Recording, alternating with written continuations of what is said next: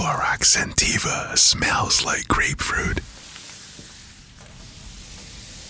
Cleans like Clorox. And feels like...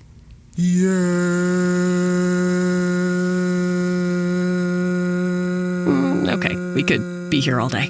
Try Clorox Sentiva for a trusted clean with long-lasting freshness. Also available in lavender and coconut. Use as directed. The Other Side of Midnight. 77 WABC. Local Spotlight. Good morrow, everyone. This is The Other Side of Midnight. I'm Frank Morano. Credit where credit is due. The New York Post nailed it this weekend with their editorial on New York's $700 million Hollywood tax giveaway. It's about time someone called out this boondoggle. You know my view of corporate welfare in general, and I'm against it. State Senate Democrats are finally questioning these tax subsidies, but don't get too excited. They're not doing it out of fiscal responsibility or some newfound dedication to taxpayers. No, they're just looking to free up cash in case federal aid from Washington shrinks under a Republican-led Congress. Here's the setup. This Hollywood tax credit costs the state a staggering $7.7 billion over 11 years. The rationale? Lure film and TV productions to New York. But let's be honest, Hollywood would still film plenty here without the bribe. After all, we're New York, home to iconic locations and talent that practically define the entertainment industry. Even if it does attract new business, are we getting back $7.7 billion worth in economic activity and revenue? I don't think so. E.J. McMahon of the Empire Center hits the nail on the head when he says the tax credit functions, quote, more like an outright grant than a tax break, and it's a grant to an industry that doesn't need it. Imagine the schools we could fund, the infrastructure we could fix, or the crime we could fight with that money. Instead, it's being handed to Tinseltown, all so politicians can hobnob with celebrities. State Senator Liz Krueger's recent comments reveal a bit of buyer's remorse. She admits that programs like this might not be worth their salt and calls for smarter spending. Great sentiment, Senator.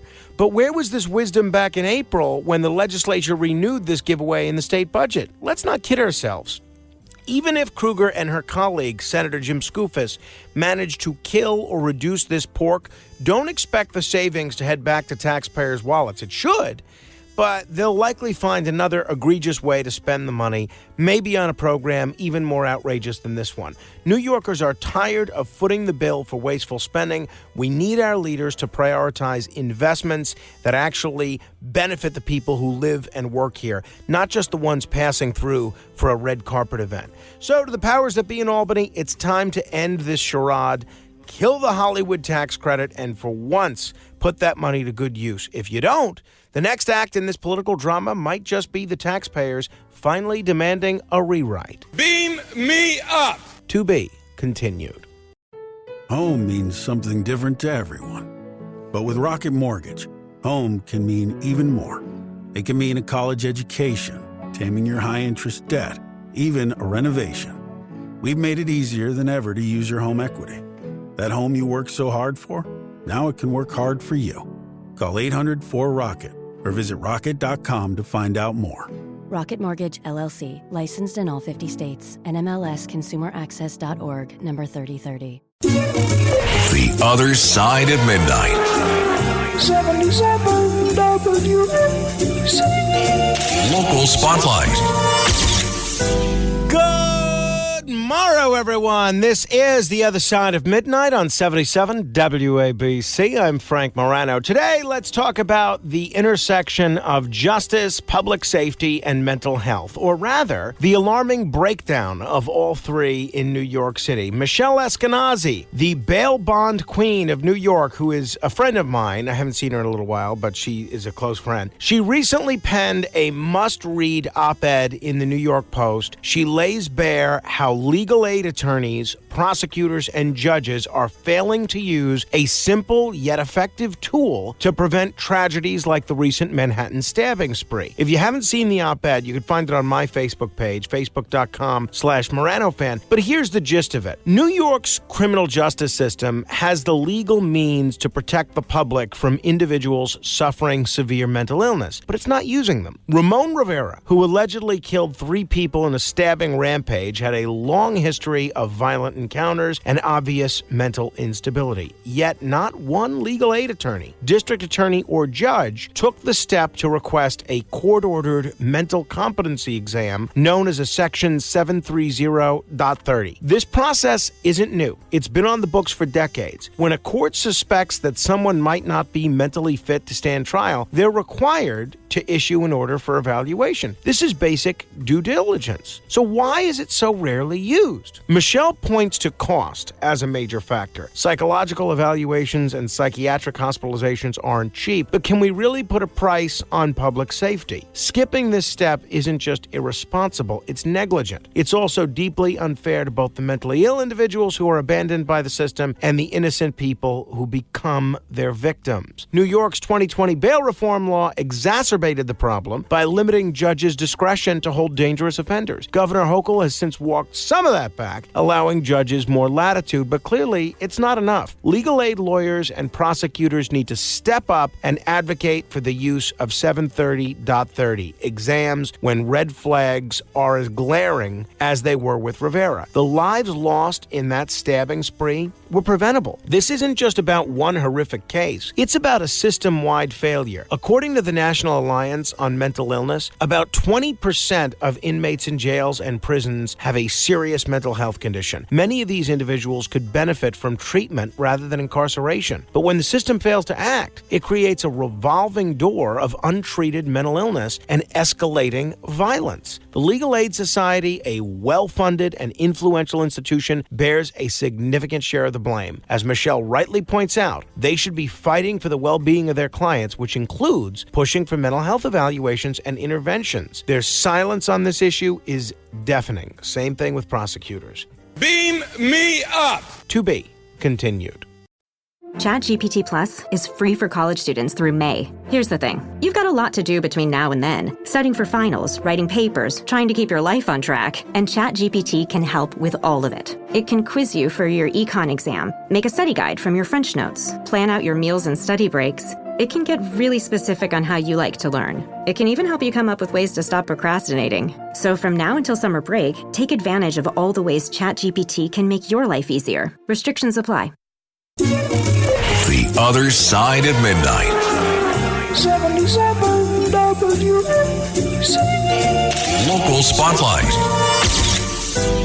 A few days ago, Governor Kathy Hochul signed into law a measure repealing New York's antiquated statute criminalizing adultery, a change that is long overdue. For over 117 years, cheating on your spouse was considered a Class B misdemeanor.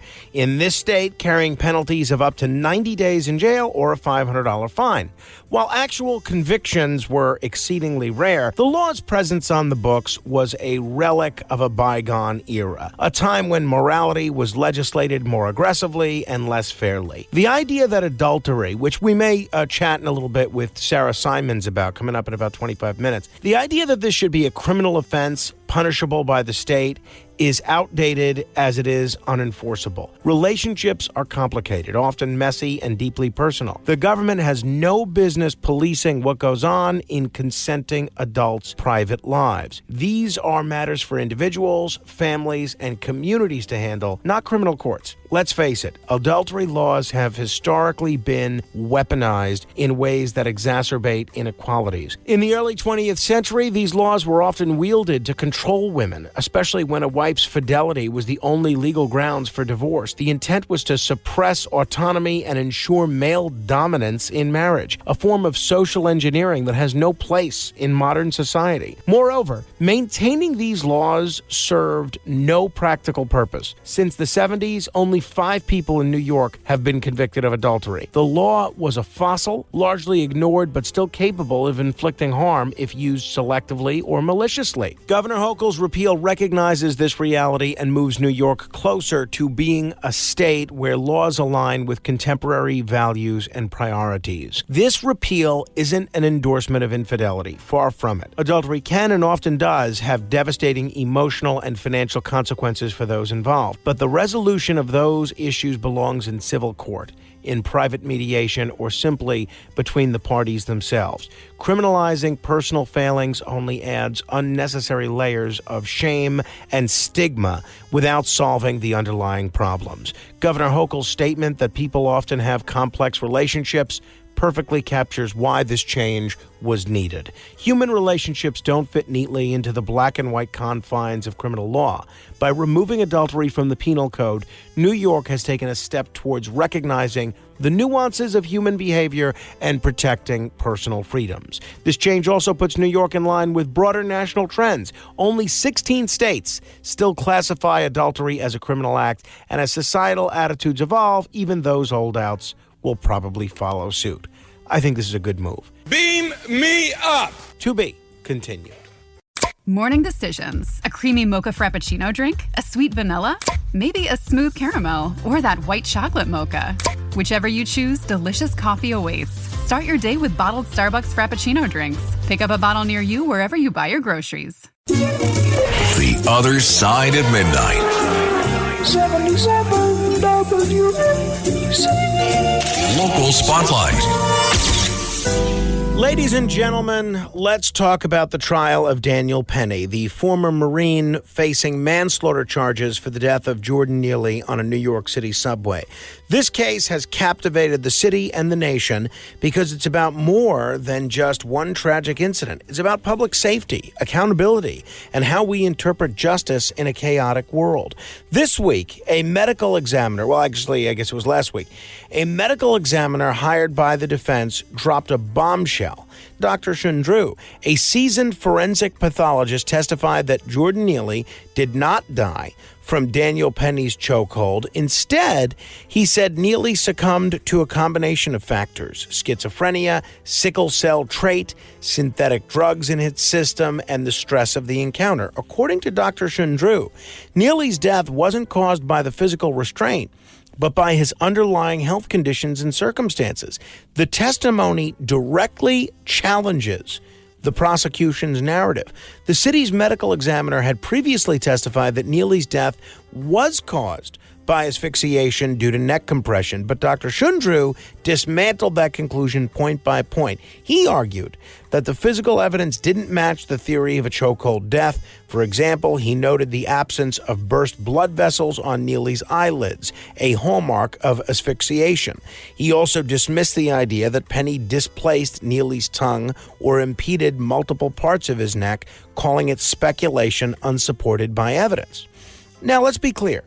The prosecution tried to poke holes in Shundru's credibility. They highlighted his $90,000 paycheck for this case and grilled him on whether his conclusions contradicted textbooks, even citing one written by his own mentor. They also questioned the sheer volume of autopsies he claims to have performed. But here's the thing. None of that diminishes the scientific rigor of his analysis. Dr. Shundru's testimony raises a critical question for the jury. Can we confidently say, beyond a reasonable doubt, that Daniel Penny's actions directly caused Jordan Neely's death?